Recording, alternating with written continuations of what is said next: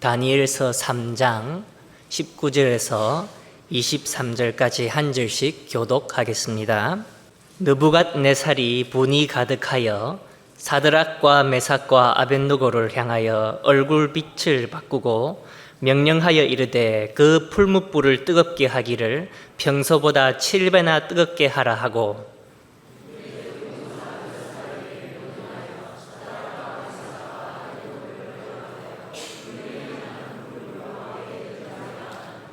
그러자 그 사람들을 겉옷과 속옷과 모자와 다른 옷을 입은 채 결박하여 맹렬히 타는 풀무불 가운데에 던졌더라.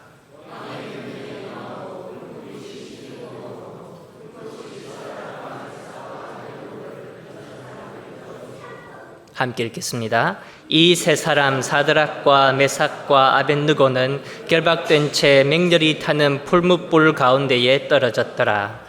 아멘. 다니엘서 3장에서는 우리 모두가 너무나 잘 아는 내용을 접하게 됩니다. 아마 여기 앉아있는 어린아이들도 유아부도 들어보았을 수도 있습니다. 풀무불에 대한 사건은 주일학교 과정에서 빼놓을 수 없는 내용 중에 하나입니다. 교회를 다니는 사람은 너무나 잘 아는 내용입니다. 바벨론의 느부갓네살 왕이 금신상을 세웠습니다.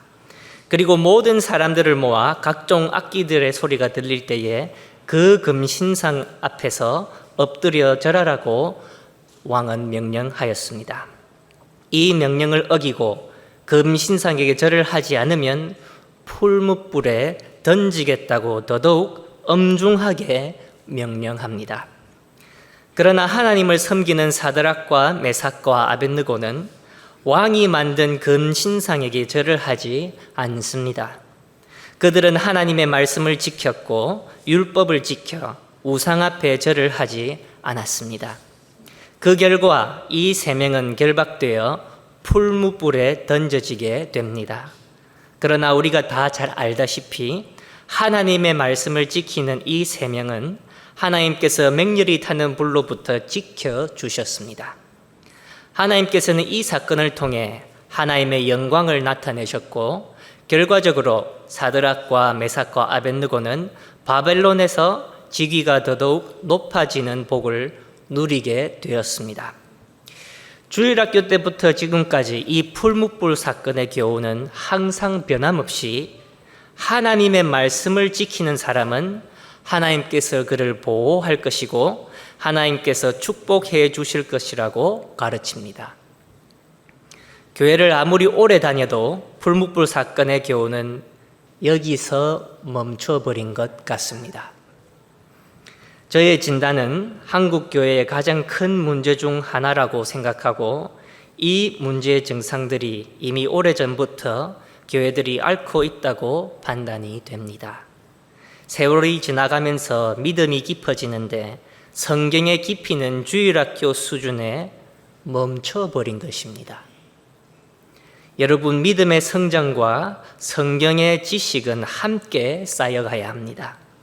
성경적인 지식 없이 믿음이 커져간다는 것은 매우 위험한 일이기 때문에 그렇습니다.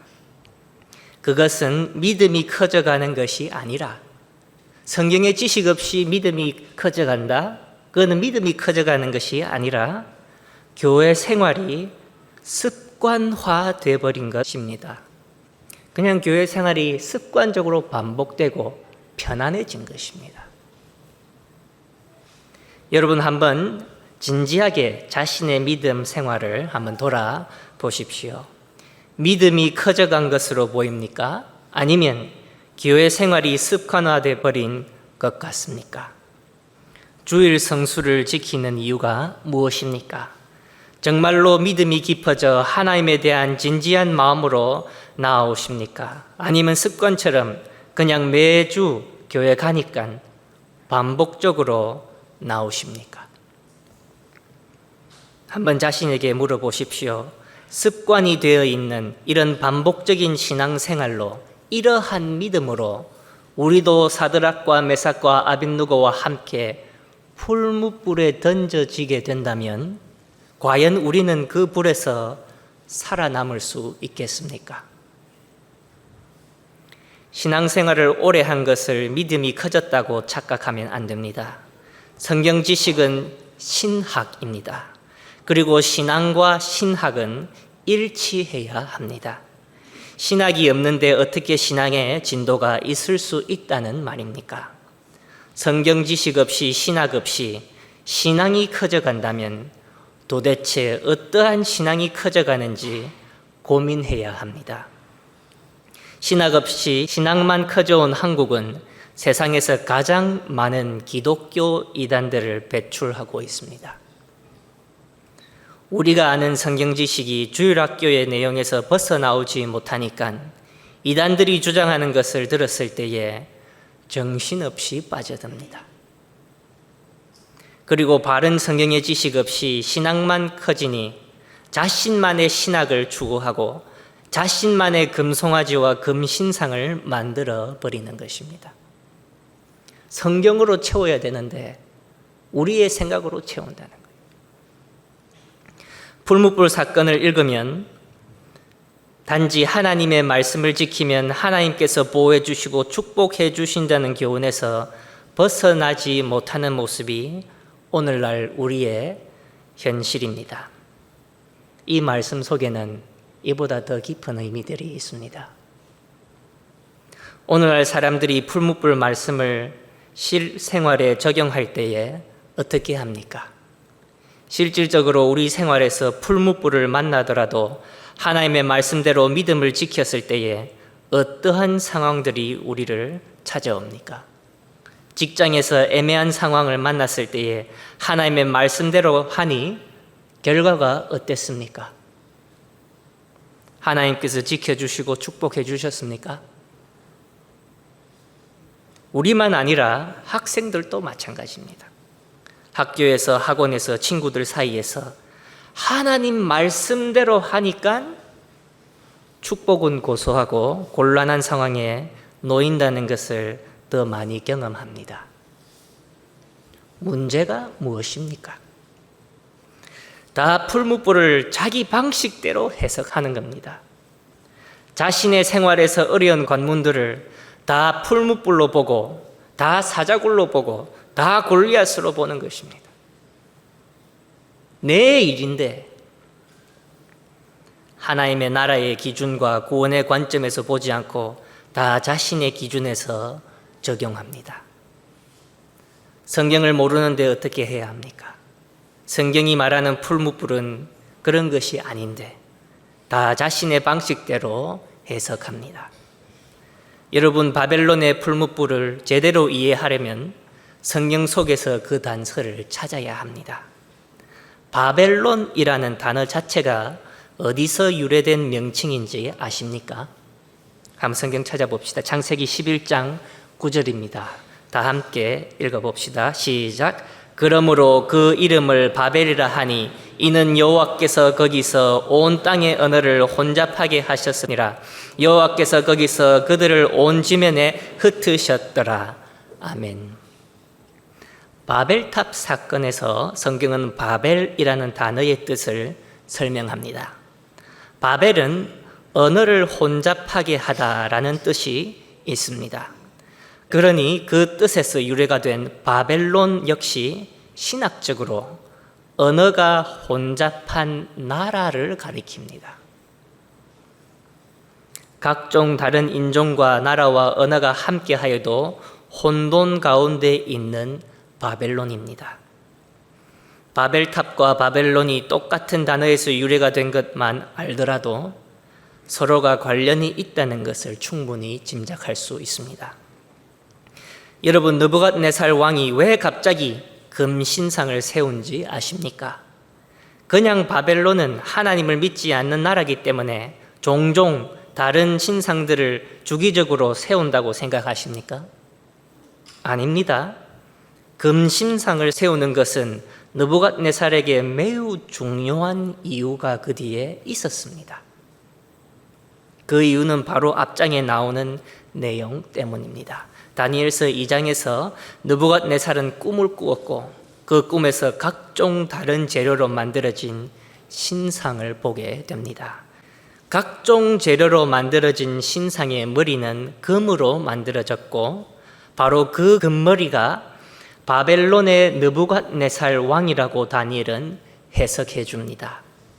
그리고 다니엘이 알려준 이 해석을 끝까지 들어보면 금 외에 다른 재료들은 다른 나라들을 나타내는 것을 충분히 알 수 있고 다른 나라들로부터 바벨론은 망할 것이라는 내용을 다니엘이 예언합니다. 느부갓네살 왕의 꿈에서 각종 재료로 만들어진 신상을 보았는데 자기는 그 금머리고 다른 재료들로 만들어진 것들이 바벨론을 점령할 것이라는 예언을 받게 됩니다. 느부갓네살 왕은 이 꿈에 의해서 금 외에 다른 재료가 바벨론을 위협하지 못하도록 그가 생각하는 최고의 방법을 동원했다는 것을 그 금 신상이 나타내주고 있다는 것을 알아야 합니다. 느부갓네살이 금 신상을 만들었다는 것은 바로 앞장 2장에서 나타나는 이 예언 때문에 바벨론이 멸망하지 않도록 예방하는 방법이었습니다.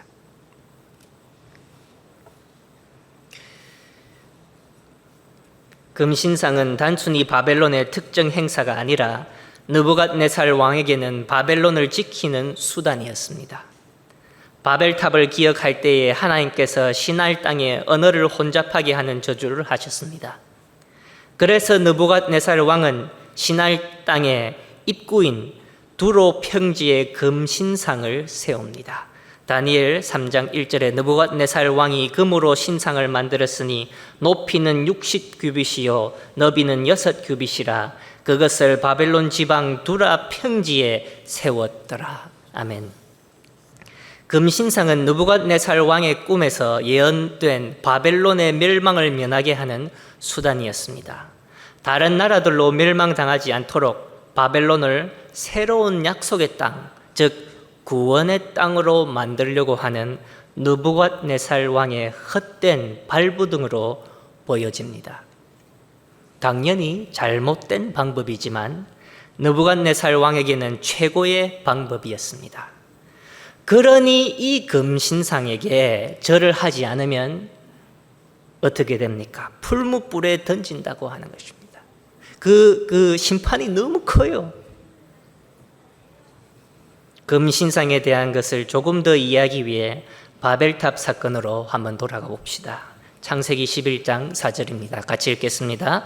또 말하되 자 성읍과 탑을 건설하여 그 탑 꼭대기를 하늘에 닿게 하여 우리 이름을 내고 온 지면에 흩어짐을 면하자 하였더니 아멘.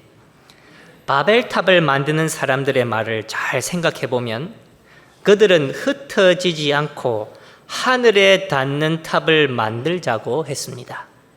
달리 말해 그들은 하늘나라로 구원으로 향하는 다른 방도를 찾는 사람들이었습니다. 하늘에 닿는 탑, 하늘나라로 가는 방법을, 다른 방법을 찾는 것입니다.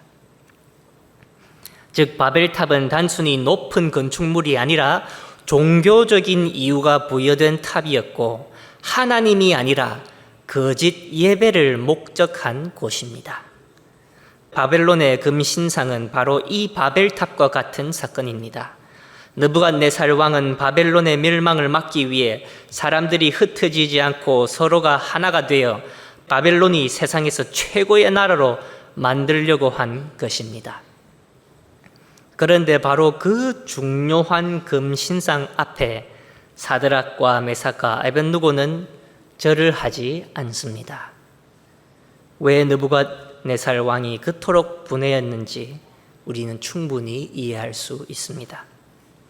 그는 풀무불을 7배나 뜨겁게 하라고 합니다.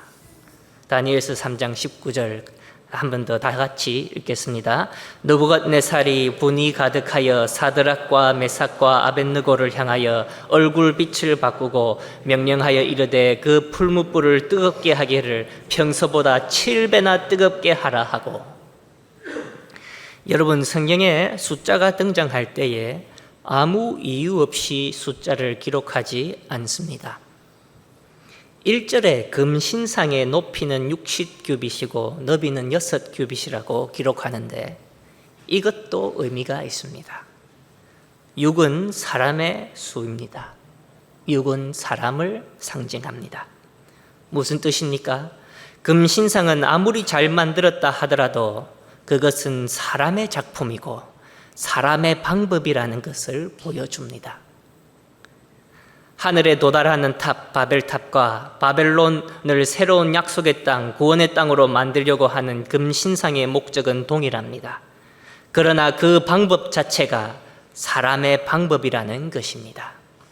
사람의 방법으로, 자신의 방법으로 구원에 이를 수 있습니까? 없습니다. 사드락과 메삭과 아벳느고는 금신상의 찬란함에 속지 않고 참된 약속의 땅, 참된 구원의 방법을 알았기에 그 앞에 절을 하지 않았습니다. 그런데 그 결과 풀무불은 7배나 뜨거워집니다. 한번 생각해 보십시오. 계속 사람의 방법으로 또 사람의 방법을 더 표현하기 위해서 60규빗, 6규빗 이렇게 성경이 설명하고 있는데 갑자기 풀무불에 와서는 7배를 뜨겁게 하라고 합니다. 느부갓네살 왕이라고 하면 사람의 방법을 나타내는데 그러면 7배나 뜨겁게 하는 것이 아니라 6배나 뜨겁게 해라. 그것이 더 걸맞는 말이 아닙니까? 왜 성경은 7배라고 기록하고 있겠습니까?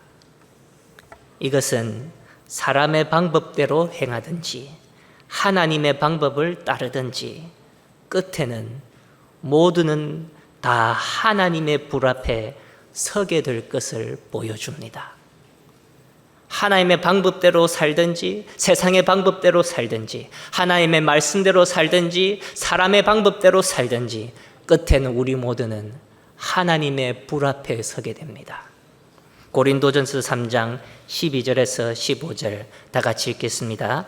만일 누구든지 금이나 은이나 보석이나 나무나 풀이나 지푸로 이 터 위에 세우면 각 사람의 공적이 나타날 터인데 그 날의 공적을 밝히리니 이는 불로 나타내고 그 불이 각 사람의 공적이 어떠한 것을 시험할 것이니라.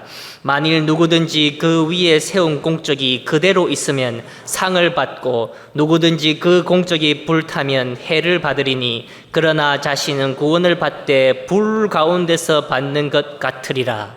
아멘. 각 사람의 공적을 불로 시험할 것이라. 그리고 구원을 받아도 불 가운데서 받는다고 기록합니다. 하나님의 심판의 불을 피할 사람은 없습니다. 그 심판의 불을 통과하나 못하나의 문제이지 아예 불을 회피할 방법이 없다는 것입니다.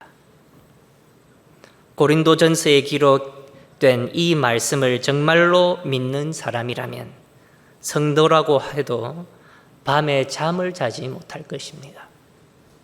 하나님의 말씀에 우리의 생명이 달려있다는 것을 더더욱 소중히 여겨야 합니다. 우리의 생명이 달려있듯이 그 말씀대로 우리의 공적을 세워야 합니다. 말씀에 의지하여 말씀에 매달려야 불을 통과할 수 있기 때문입니다. 아니면 우리가 하는 모든 것이 우리의 모든 공적이 그 불 앞에서 다 타버리고 남은 것이 없을 것입니다. 우리가 말씀을 모르는데 어떻게 하나님 앞에서 제대로 신앙생활을 할 수 있다고 할 수 있습니까? 말씀을 모르니 오늘날 많은 어리석은 아이들이 어리석은 예언을 하고 교회를 엄청나게 위험한 길로 인도하고 있습니다.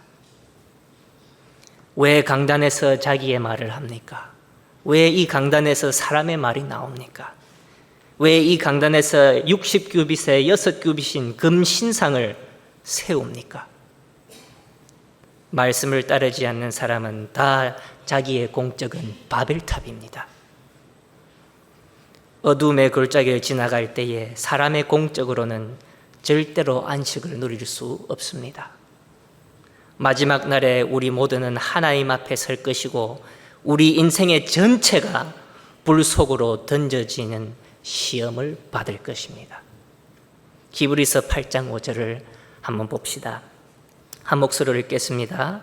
그들이 섬기는 것은 하늘에 있는 것의 모형과 그림자라. 모세가 장막을 지으라 할 때에 지함을 얻음과 같으니 이르시되 삼가 모든 것을 산에서 내게 보이던 본을 따라 지으리라 하셨느니라. 아멘. 하나님께서 모세에게 말씀하셨습니다. 삼가 모든 것을 내게 보인 대로 하라. 하나님의 성막을 세우는데 하나님께서는 유일하게 대면하여 말씀하시는 모세에게 잘 들으라고 하시는 거예요. 내가 말한 대로, 내가 보여준 대로 성막을 정확하게 세워야 한다고 경고하십니다. 정확하게 하나님의 말씀대로. 성도 여러분, 잘 생각해 보십시오. 천으로 만들어진 성막이 무엇이기에 하나님께서는 이렇게까지 주의시킵니까? 하나님께서 천조가리로 만들어진 성막에 대해서 이렇게 관심이 있으시다면 하나님의 영원한 신부에 대해서는 얼마나 조심하실까요?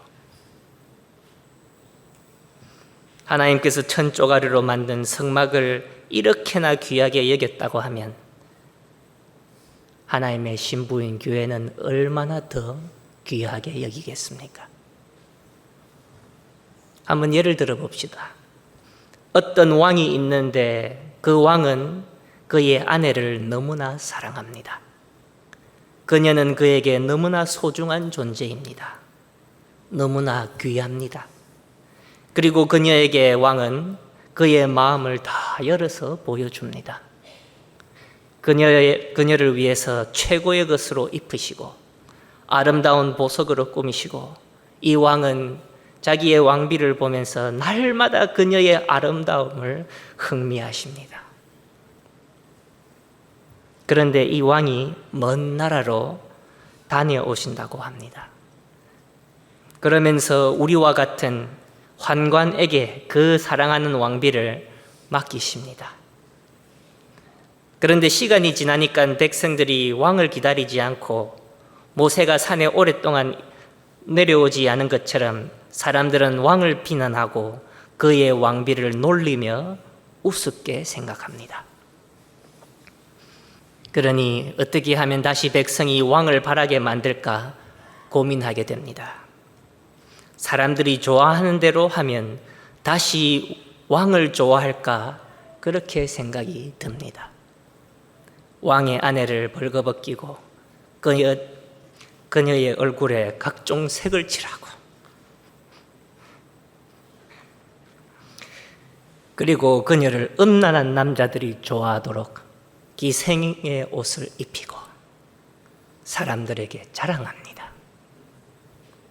다시 백성들이 왕을 좋아하게 만들려고 왕이 돌아오실 때에 어떻게 되겠습니까?